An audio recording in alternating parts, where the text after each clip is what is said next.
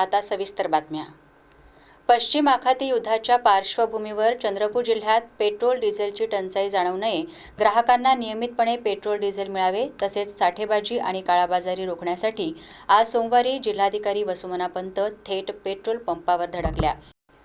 चंद्रपूर-नागपूर महामार्गावर शहरात असलेल्या कोतपल्लीवार यांच्या भारत पेट्रोलियम कॉर्पोरेशन लिमिटेडच्या पेट्रोल पंपावर जिल्हाधिकाऱ्यांनी अचानक भेट देऊन साठा रजिस्टरची तसेच दैनंदिन साठ्याबाबत असलेल्या ॲपची सुद्धा पाहणी केली।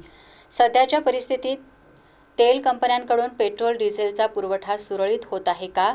गत आठवड्याच्या स्थितीत आता सुधारणा झाली का?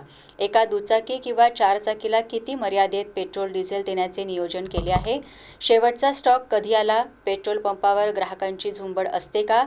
औद्योगिक जिल्हा असल्यामुळे मोठमोठे ट्रक कुठून पेट्रोल डिझेल भरतात?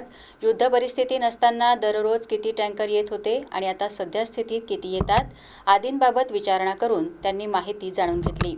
यावेळी जिल्हाधिकारी पंत म्हणाल्यात, कॅनमध्ये तसेच बॉटलमध्ये पेट्रोल डिझेल विकणे हे अनाधिकृतच आहे, असे होऊ देऊ नका। तसेच दररोज किती साठा उपलब्ध असतो त्याचा फलक दर्शनी भागात लावावा, जेणेकरून नागरिकांना तो बघता येईल।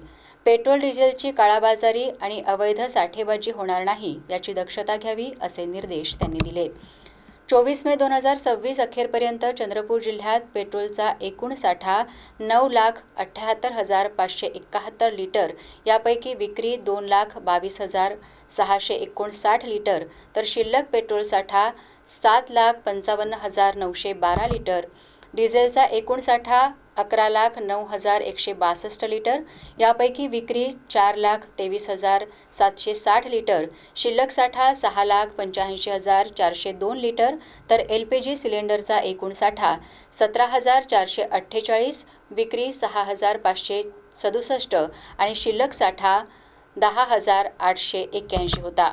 सदर भेटीदरम्यान जिल्हा पुरवठा अधिकारी राहुल बहादूरकर, खरेदी अधिकारी राहुल वानखेडे, अन्नधान्य वितरण अधिकारी सुमेध चौरे उपस्थित होते।